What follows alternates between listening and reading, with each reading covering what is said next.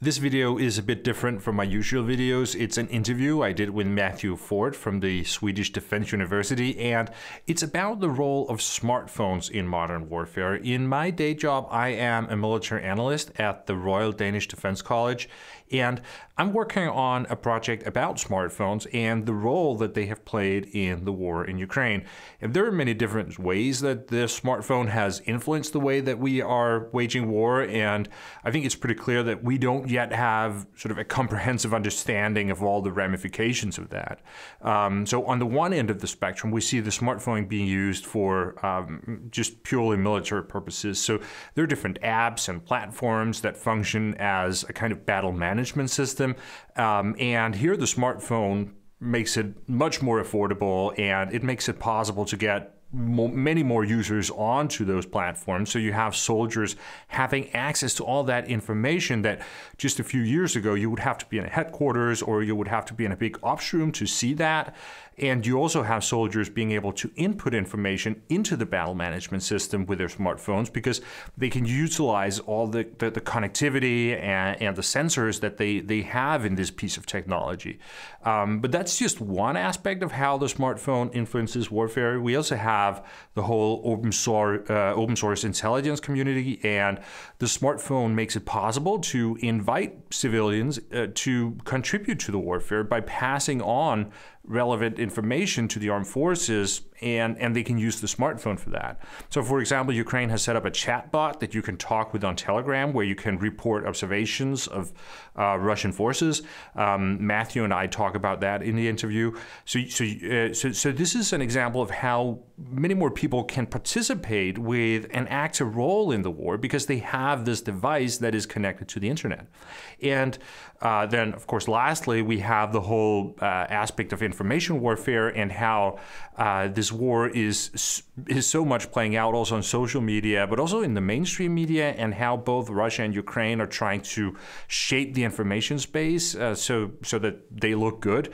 And here the smartphone plays an important role in making that possible. Social media, just wouldn't be the same if we didn't have phones as a media consumption device, but also as a device where we can share things that we find interesting and that we want other people to see.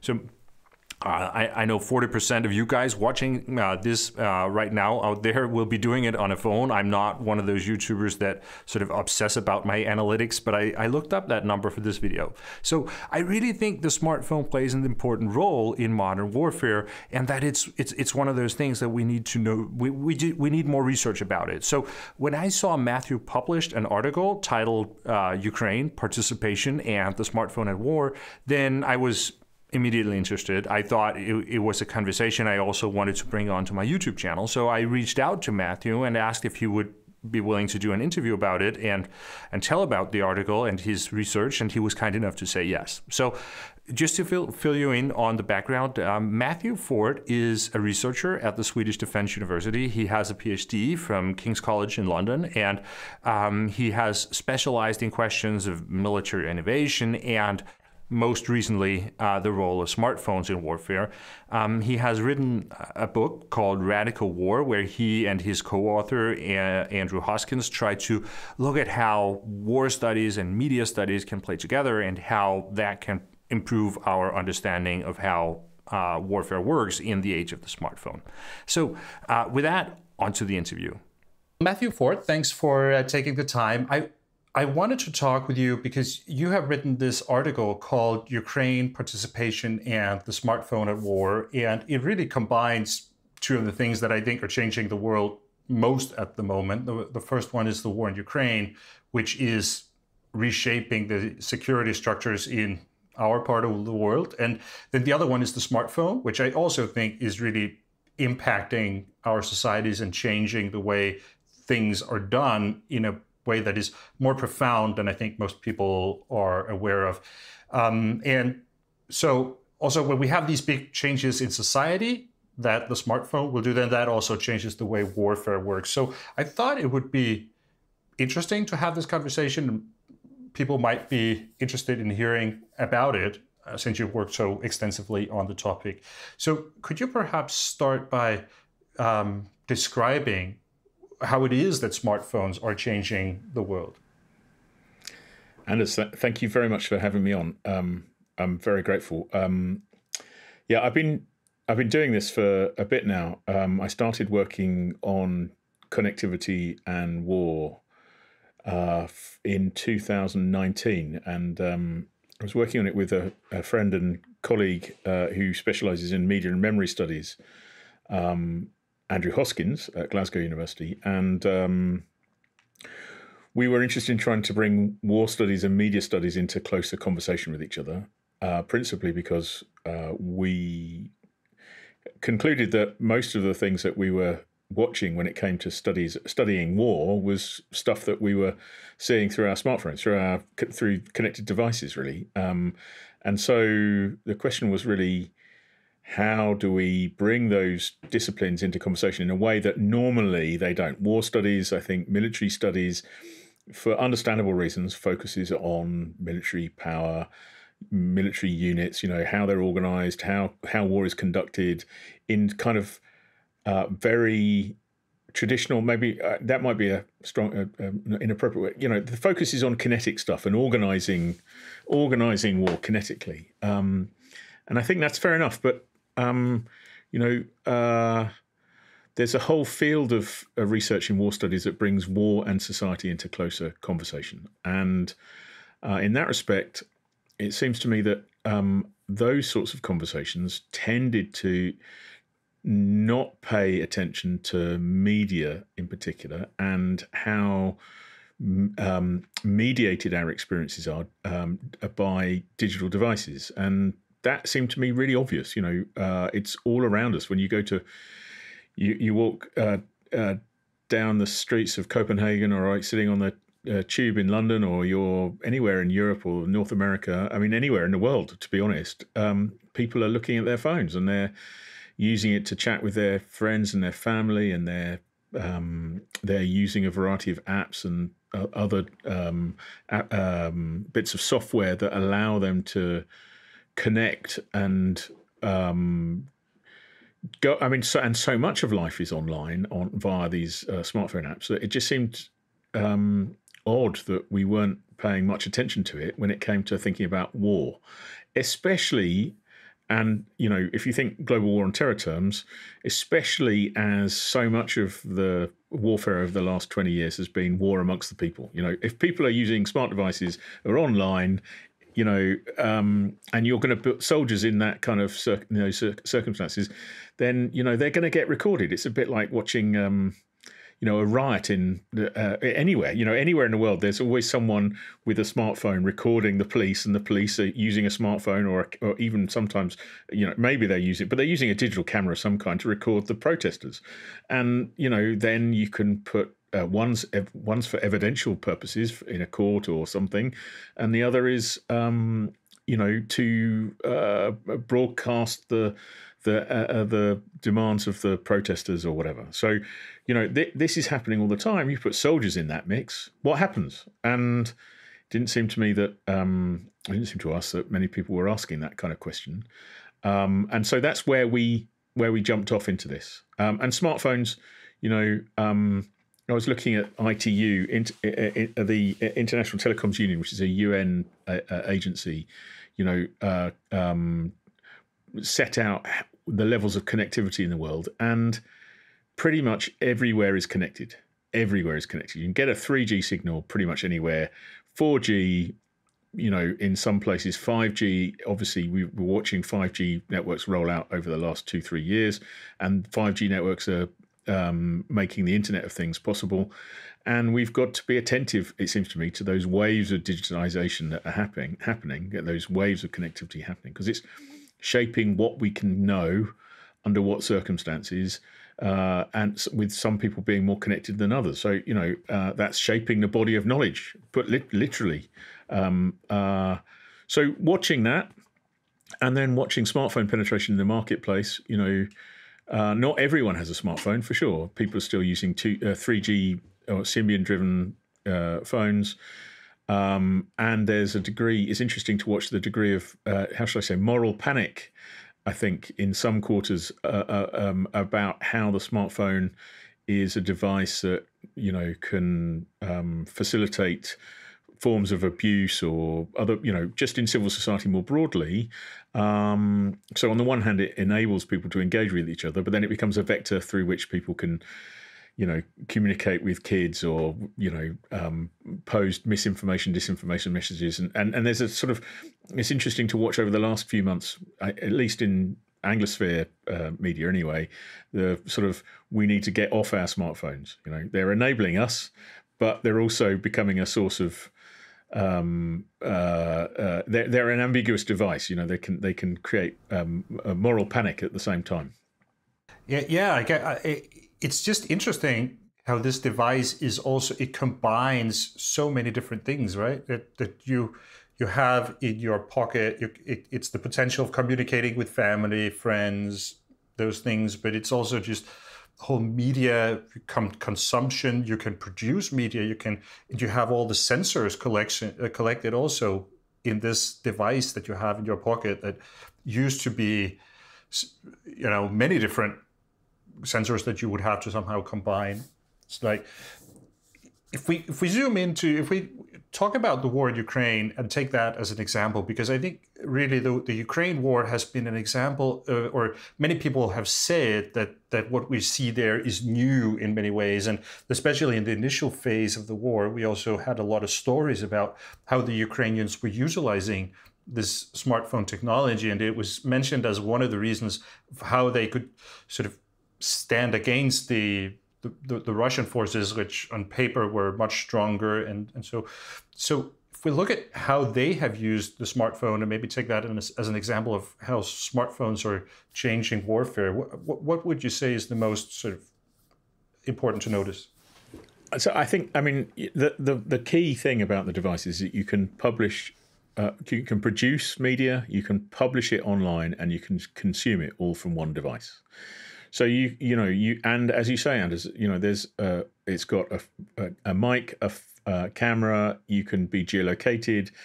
It's got all these various other telemetry gizmos in the background. All sorts of things that allow you to, where the device becomes a mobile sensor, right? And I hesitate to suggest it.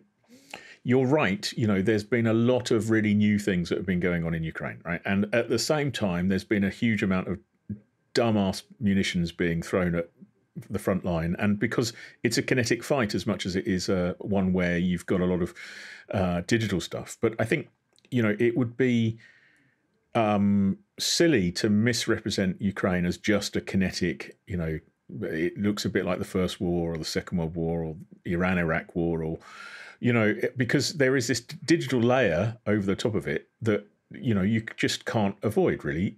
It's the most connected conflict in history, and you can see, literally, you can see it when you're browsing through any of your social media. If you go looking, you're always going to find images of directly from the front lines. That material has been collected not always by a smartphone, but by sometimes a device that's connected to a smartphone. You can have your entry bell on your front door connected to your smartphone, and that's collecting images as well. And you can see sometimes the Ukrainians have been very adept at broadcasting images of Russians sort of approaching the front door of various houses, and that data, that imagery has been collected, and then is open to being rebroadcast.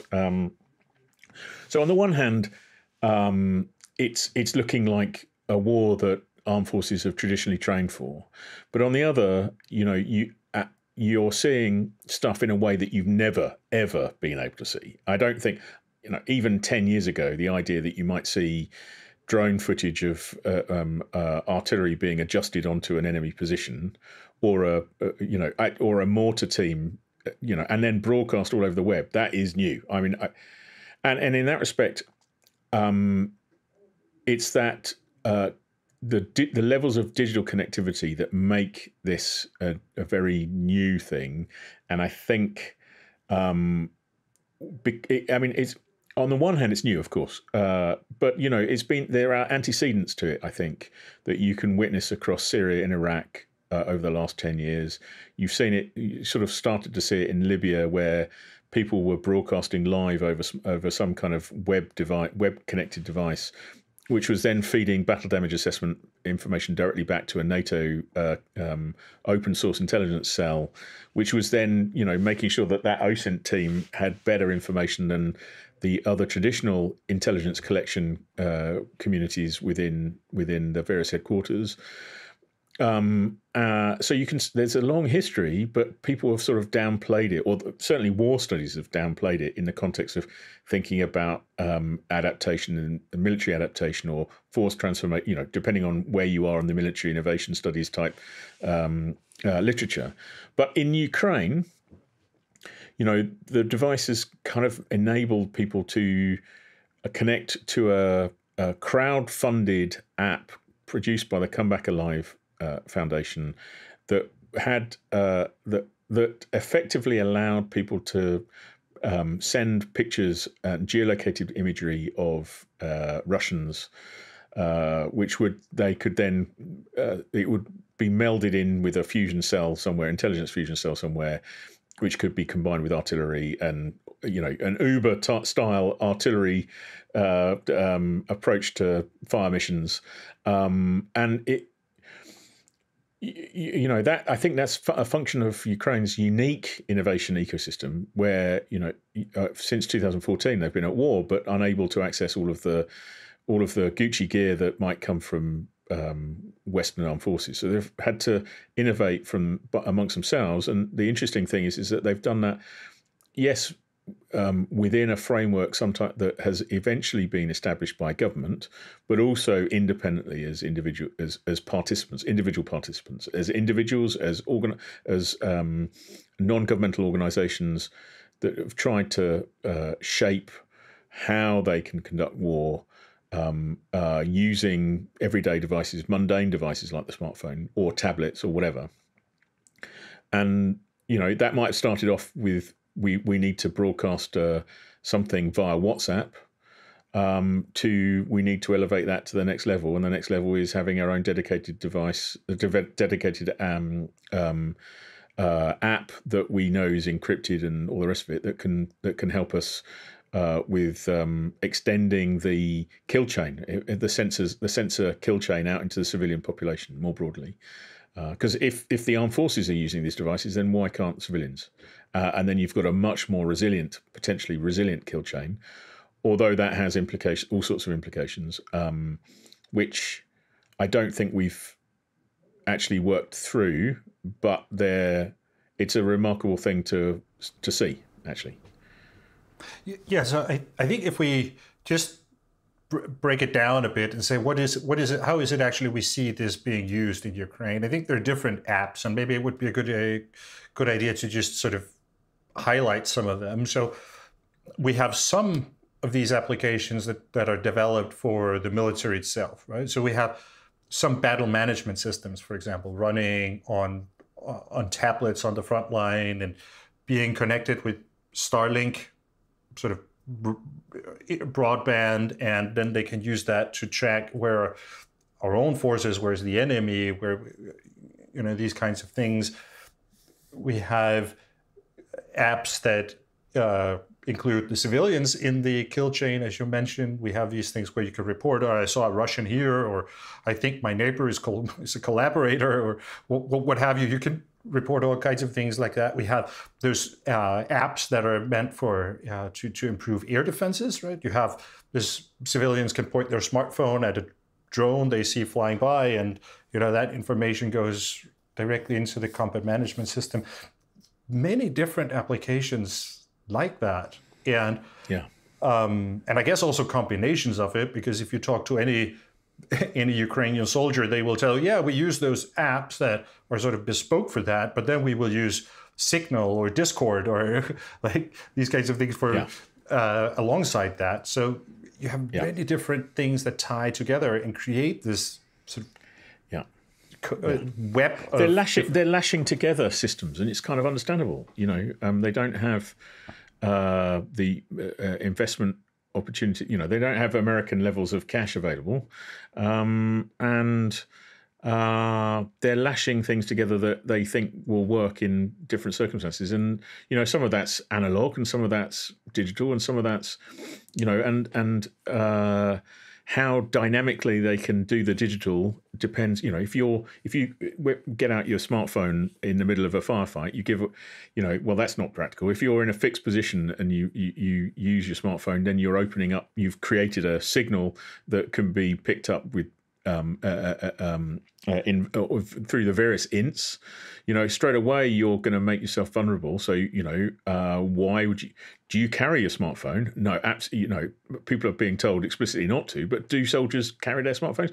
Of course they do. And at what point do they use it? Well, they use it as a last resort, or they use it because everything else has failed and they're in a mess and they need to get out of it.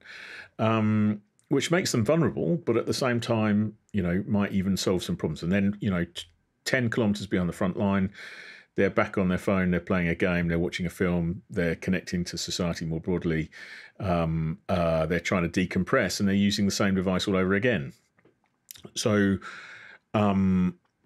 it's one of those devices that seems to me to conjoin the front line with the rear area, but it's not just the rear area. It's also we're talking the globe more broadly. And in that respect, it's potentially always on. Anyone can go online and see something war related at any point during in time, and that becomes a vector for misinformation, disinformation, and just sort of amplifying messages about the war. But as you say, Anders, you've got this range. When you're lashing together these different technologies and you're down at battalion level, that comes down to how much connectivity you have down there. And if you don't have the level of connectivity that you might have at a brigade or a division or corps level, then that's going to shape how you use connected devices. You might even be back to a copper wire and or a runner under certain circumstances, but that's inevitable in light of enemy action, right? So. And I think it's that level of trying to understand how that works in a conventional fight, which we've not had before. We've definitely not had that, I don't think. You can see it in civil war context. You can see it in a regular war context. You can see it in counterinsurgency up to a point. But state-on-state wars, the assumption that the internet will go down it seems to me a mistake. And that means that we've got to think much more. Armed forces need to think much more clearly about what happens when they are working in a information environment where they aren't necessarily the speediest to get the information to shape what's going on in a kinetic fight. Civilians might be more connected than the armed forces are. Yeah, it also seems to me that it has to be one of the keys to how you can scale very quickly. It's a problem that almost all Western militaries are thinking about right now. How do we actually scale from the level of sort of military readiness we have now and then to the level that would be required if we have a kinetic war? And how do we actually get enough equipment really fast into the hands of many people?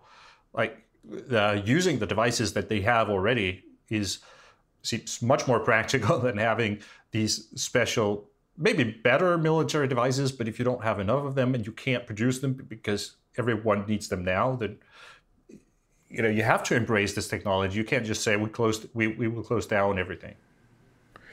Yeah, absolutely. I think there's a reason why they're so mundane and ubiquitous. They're so part of everyday life. The obvious thing is and they're such a sophisticated piece of kit. It seems, and of course they're collecting so much important data, even in the background, all of which can frame how a military operation might unfold, or even give us the kind of pattern analysis information that drives all this other clever and more very sophisticated technology that not all armed forces have access to. I mean, you can see that Ukraine has become a bit of a test bed or an experimental place to gather data, at least, for a variety of tech companies who are then looking to try and optimize their own tech solutions and in a way that they can access and shape the battlefield by accessing, appropriate sources of data, combining that in a way that they can then produce actionable intelligence. That's the word I'm looking for. Produce information that would then shape how a battle might be fought. Ultimately, of course, you're getting to the point where you're trying to use sophisticated AI to use all that data to do some predictive analytics that will allow you to then, say, well, this is the pattern of enemy activity. This is when you're most likely to need. You can feed that back to supply chain management. You can feed that forwards to when best to attack and all this other stuff. But the starting place comes from gathering the data, and the devices that give you a vast quantity of that data is actually some of these handheld things that are readily available as you carry them about the place, whether as a civilian or as a combatant. But that also touches into another question I guess you run into when if you have a whole web where all civilians are also connected to this network and provide information, is how do you deal with all this information? And there's just an information overload, I think. Also, will be the experience of many militaries that, how on earth can you go through all this? And you will almost certainly have to rely on artificial intelligence to do some of that sorting of information and, have that sort of decide what do we show to the commander. And, you have to integrate AI, I guess, in all this if you want to actually make it useful. Yeah, I guess the danger is that I think that sounds right. How else are you going to be able to do the pattern analysis? Because so much information already, headquarters are overloaded. Which bit of the signal is most important out of the noise? Which bit? What's the signal to noise ratio? And it's quite easy it could quite easily become a recipe for inaction, just at the point where you actually do need to decide something. You don't know what to do. And of course, the more data sources you have, the larger your headquarters potentially can become. And as that happens, then it becomes an even riper target to strike. So you kind of, having some tech that takes people out of the processing loop, or at least displaces them to somewhere else in an area behind the front lines, potentially creates more of an agile force. But I guess the danger here is that you're relying on a technology that is quite sophisticated, and in the process you're hollowing out kind of core HQ skills that would allow you to process things in an analog way, just at the point where, and if the tech fails or whatever happens, you're creating the conditions in which you're dependent on some of this technology. And that itself, I think, has the potential to cause a lot of problems. So military judgment under these circumstances strikes me as being a very difficult set of challenges. Do you put faith in the technology at the expense of knowing that, when you've got an actual headquarters and you've got a team of people and you've worked with them before, you can kind of rely on them to try and do their best in the circumstances. When you're displacing all of that to some tech and you're reducing your headquarters to 2 or 3 people, okay, now we've got a different order of problem, which also can lead to tunnel vision and all sorts of other challenges in there as well. So I think we can see from the US that there are degrees of experimentation going on to try and square some of these challenges. And you can see that some of this tech is being applied in places like Israel, in Gaza. And you can see the furore that this is creating internationally, and as to how it's going down politically. So we're definitely going to run into those sorts of challenges as we go forwards. For those armed forces that are trying to figure out how to bring this tech into their systems. And it's going to take some time. It's going to take a lot of time to square this away. I'm not even sure. I haven't even begun to think about how European NATO powers do some of that. But I think there is just also this contradictory sort of demand right now. On the one hand, there is the demand that all this information that is now accessible, both from OSINT or so it's just available to everyone on the internet, or it's something that gets into the military system because we have these bespoke apps where people report stuff. There is an expectation that the military is sort of are aware of that information and take it into consideration and act on it.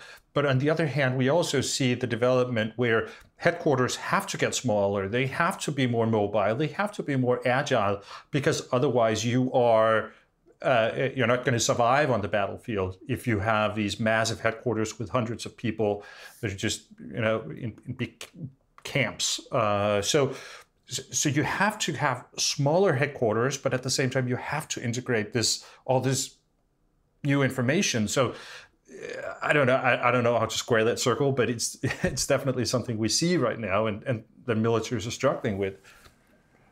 Yeah, I mean, I think let's take a horror scenario. You have a microchip supply chain interdiction challenge as a result of something going off in the South China Sea. We're going to quickly go back to analog tech in the circumstances. I don't see how we're going to square that. I know that the US is spending a lot of money and time and effort to try and repatriate microchip production back to the US, but there is a real. I think the processes of digitization are definitely here and here to stay, and but at the same time, I don't envy the decision makers in NATO powers as to how to adopt some of this technology. The US might storm ahead, but then you've got an interoperability challenge, and European NATO powers then have to think very carefully about what makes sense in the circumstances and where. If you put everyone's budgets together, it's an enormous amount of cash, but every armed force has its own culture, way of doing things, and a capacity to adapt and change. And I think that tension there is how the question you're asking will start to manifest itself. At what point do you say, well, we can rely on X number of people? Every armed force in NATO, it seems to me, is probably suffering a recruitment challenge. So the impulse is to reduce the headquarters and put those people out into various military functions where we need bodies. But the danger is we end up thinking about this and then working towards fighting in a particular way that may or may not, that may itself become a source of weakness somewhere down the line. And in a context where civil society has potentially more effective technology than the armed forces. I think that's the rub. So much is open source. So much is, and the thing is, it's a function of just the numbers of people out there who are watching. They're already the open source intelligence community. There's an enormous number of people. Some of them are more better trained than others, but they're already shaping the public debate. They're already shaping how people see things in a way that the armed forces and their headquarters can't do it. UK Ministry of Defence publishes a daily briefing on war in Ukraine. But how quickly is that debunked and rubbished by the various people online who are saying, well, that's not what's going on. It's more like this, and that's shaping public narratives as much as, Institute for the Study of War, where they are processing, using IBM, or I think it's IBM, various other bits of software to sort of check to see whether a village has gone towards Russia or Ukraine, And I think that political debate, which is to bring it back full circle, just from the kinetic, that political debate is where this device, the smartphone device, is actually really instrumental. It seems to me, because that is shaping narratives in a way that is not something that can necessarily be controlled just from a sort of strategic narrative top-down approach. There is all this stuff going on where people are participating in the debate, and they are participating in a way that it's a distorting, the social media framing of this becomes a distorting prism. It's not just the government will tell you how to think about this thing. No, there's all these other people reshaping and reframing and creating their own narratives that more sophisticated approaches to strategic communication need to embrace. And I realize that a lot of people working in PR in Ministry of Defense are struggling with that and figuring out how to do it. But that's where civil society comes back in, I think. Yeah. Oh, and an interesting aspect, I think, of having that debate sort of taking place in social media and also having this constant fight over the narrative going on there is that the soldiers on the front line, they are also consuming this. And at least that's something I've heard concerns about from some Ukrainian officers about how some of their soldiers will be consuming this, and there is no control over the sources of information that the soldiers are sort of using, and how that is also a challenge in the system that they have to somehow manage, and they want to push their own narrative, but it's a struggle. So I was just thinking, just as you were saying that, I was thinking, there's this sort of framing in amongst the people who are sort of very pro the technology that we're living in a sort of transparent battlefield. But the point you're just making there is it sort of is a transparent battlefield where there's lots of the noise and signal ratios are all over the place, and the result is that soldiers on the front lines are picking up on noise. They don't always see the signal, and that is creating its own morale challenges, its own dilemmas about what they communicate and to whom and with whom and how. I mean, of course, it seems to me Ukraine's done been very good at trying to ensure that people don't broadcast battle damage assessments and all this other stuff and unit movements and God knows what. But that doesn't stop. That doesn't stop the messaging going the other way and people getting despondent as a result. We're in the third year of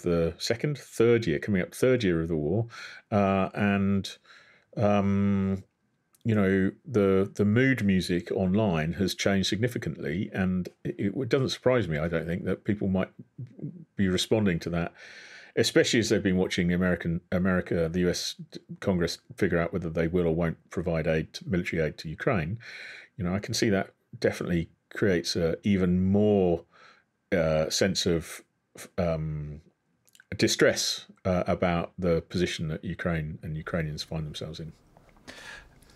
In your work with Andrew Hoskins, you have a concept that you call war ecologies, and you're talking about a new war ecology that we're seeing. I was wondering if you could explain what you mean by that concept, and maybe sort of pick apart a little bit what we're seeing in Ukraine, what is particular about the war ecology that's playing out there. Yeah, so we use that framing to try and Radical War, our book Radical War maps the relationship between data, attention, and control. So, we're interested in how where data is created from, its trajectories, its movement, its latency across networks. Then we're interested in attention, how that then shapes, how people's attention is shaped by access to different data sources, and that's connected back to frames of reference, including history and the speed at which information moves around, and then control. There is a degree of there are information infrastructures and degrees of information infrastructure across the planet that are unevenly distributed, that shape how all of those other things can work. The data and attention can work, and so we talk about a new war ecology as a combination of these framings, this data, attention, control. But it's not just that there's one war ecology, because every location has its own information infrastructures, its own media cultures, its own attitudes towards freedom of the press, its own way of using Facebook or a different social media platform. In some parts of the world, Facebook is bundled up with smartphone, as Samsung or whoever are looking to increase market penetration into a country, they will bundle up with the smartphone telecoms contractor. They will bundle up Meta and Facebook, and instead of being able to instead of having to use data, spend money on data, you can just Facebook becomes the internet for people. And so all of their news and media is framed by Facebook. And so that's a particular media ecology, new war ecology that, and you can see the same in some places like Tigray and Ethiopia. There are 86 different languages in Tigray. These Facebook is never going to have content moderation for all 86 languages in Tigray. So Facebook has got 15,000 moderators that combined with, various AI technologies. But even that's not going to be able to pull down genocidal or people being invoked into engaging in genocide or political violence of some way, shape or form. So, that's a specific way in which their media ecosystem works. And that's what we're talking about when it comes to new war ecologies. In Ukraine, it's there's a combination of mainstream media and social media. Some of these platforms have been set up as the war has started. Some of them are, it seems to me, probably designed to reach back to Western audiences so that can frame how the West engages and supports Ukraine. But it's also clear that their media ecology, their information ecology, has not, and their information strategies have not been as successful at reaching back into parts of Africa, South America, the Middle East, India, and various other places. And you could say, well, they're directing their effort mainly at those countries that are going to provide financial support, which you could say is almost inevitably Europe, because European security is so closely connected to Ukraine. But at the same time, you can see how there's a sort of there are strategic narratives about how Russia is employing food, economic assistance, and all the rest of it to try and maintain relationships with parts of Africa, and they're working in common. They can. Approaches to managing the information space, the Internet Research Agency, which was very big in the late 2010s when it was shaping Brexit, and it was shaping Trump, and it was shaping all these other bits and pieces. Some of those strategies have been harder to maintain in Western Europe, but actually still have some currency in other parts of the world. So. And that just reflects the different media ecosystems. And I think, actually for Ukraine to manage the media ecosystem in a context of war is going to always be quite challenging. I mean, at the beginning, when you're potentially when your offices might actually be struck by Russian artillery or missiles, or when you're trying to maintain connectivity, secure connectivity, and yet every so often your comms grid goes down, or you're not sure whether your comms grid's going to stay up. The question is how do you maintain all of that so that you can keep pushing out messages that cohere into something like stand with Ukraine or whatever, right? And of course, on top of that, there's different levels of connectivity in Ukraine, which shape how easy it is to use smart technology for kinetic engagements, for targeting, and all the rest of it. That's not the same as in places like Israel, where high-speed fiber optic is, you're talking about a very confined battle space when it comes to talking about Gaza, unfortunately. And, there's high-speed fiber optic all over the place, which is, that means that digital stuff is going to work much more quickly, much more effectively, much more reliably, if you like, than if you're talking about the 1,000-kilometer front lines of Ukraine, where a GSM grid or a digital, a Starlink or whatever can reach up to certain points in the front line, but then get interdicted by Russian electronic warfare, or the reach of a particular platform only goes so far, and you get like we all experience, times where connectivity is really strong, and then other times where everyone's online and bandwidth decreases and you're struggling to get messages through and all the rest of it. And so that's where we are when it comes to, that's how we think about the new war ecology, and new war ecologies in particular. There's one thing I just want to ask you before we finish, and that is the question of how does it influence sort of the role if we integrate civilians into the targeting cycle and these sorts of things.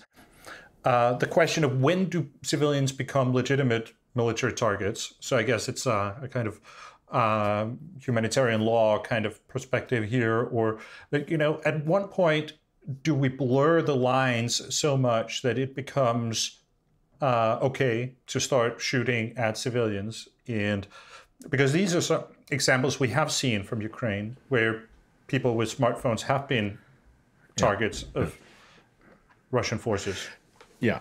I mean, I think the first thing to say is that this kind of discussion has been going on for some time, right? So we've, Mary Kaldor from the 1990s, there's the relationship between civilians and the armed forces that's blurred, and you've got conflict over more, we've got zones of conflict rather than zones of war and peace, right? So, and so that discussion has been going on a long time. Of course, I know some of my academic friends will tease me. Well, it's been going on since before Clausewitz, which is entirely fair. At the same time, the tech, it seems to me, starts to reify some of these. Has reified. These conversations have been reified in the technology. They become the material representation of it. So I was talking about war ecologies previously. That you could say that civil war in Ethiopia and Eritrea, that blurring has been there, is there, right? But in Ukraine, you can say, well, this is a straight up conventional fight, where you traditionally in 20th century terms you'd have combatants and non-combatants, and so therefore there are some people who aren't going to be targetable in those circumstances under the laws of armed conflict and the rest of it.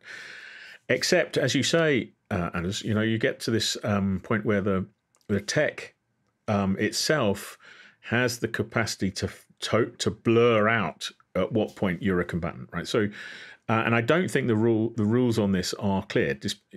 There is international humanitarian law, and the International Committee of Red Cross have got guidance on distributed participation or direct participation in conflict, and what that means under what circumstances and when you can be a combatant and when you're not. But distributed participation, so an open source civilians who are in an open source intelligence team who are working outside of Ukraine but providing actionable, targeting information for Ukrainian operations inside Ukraine, are they combatants or not? Right? They're not, even if they're not Ukrainian citizens. At what point do they, at what bits of that chain of that information infrastructure is targetable? Is it all the way through to their devices? Is it to them kinetically? And I don't think at this point and I don't think this is the case yet, the European Union and NATO haven't decided the combatant status of these people. So, you've got a distributed kill chain where you've got people participating in it, and they could be anywhere in the world, crowdsourcing actionable information 24/7. And are they combatants? I don't know. Right, so you can go that way, all the way to people being on the front line, and you need to access your e-government via your smartphone, your smart device, your connected device. But in that constellation of devices, apps that are behind your e-government gateway include eVorog, the targeting software. You might never use eVorog, but you've got it there anyway because it just comes with the the suite of things, or at least access to the things, and therefore suddenly you're potentially someone who could provide targeting information to Russians, to Ukrainian intelligence people, which would then, if the government is providing that information, that app, then they are setting you up so that you can participate, and in participating, you lose your civilian status, and you are subject to being shot at by the enemy. So, I, on the one hand, it's a conversation that's been going on for some time, right? And academics will go, well, but on the other, you've got a tech that's sort of become the material representation of this conversation, which is definitely new, and it's not just a case of people picking up the phone and calling in where the enemy are, which is, in Afghanistan, British Army was always complaining about, could you shoot at people who were in the army vernacular were dicking, because they're civilians, they're reporting our movements, and now the Taliban are using that information to target us. Well, it was always, the rules of engagement were, you could or you couldn't. But now you've got a device that actually is designed to facilitate that process, and it's a government decision, right? Well, under those circumstances, it seems to me that probably you are a direct combatant. But the law, international, I have met a few people on the laws of armed conflict side of things, and I think that that debate has not come to the point where international lawyers have agreed it. And it seems to me that the tech is probably going to lead in a way that the law is following, and it will take some time to catch up with. I think that's my impression. Yeah, I guess the answer right now is it's super complicated, right? Because these things are just happening on platforms that people are on anyways. I think you can actually do that reporting on to a Telegram bot. So if you have Telegram on your phone, then potentially you could be reporting. Okay, Matthew Ford, we need to end it here, but thank you. It's been absolutely fascinating. So thanks for your time. Thanks, Anders. I really appreciate you making the time for me.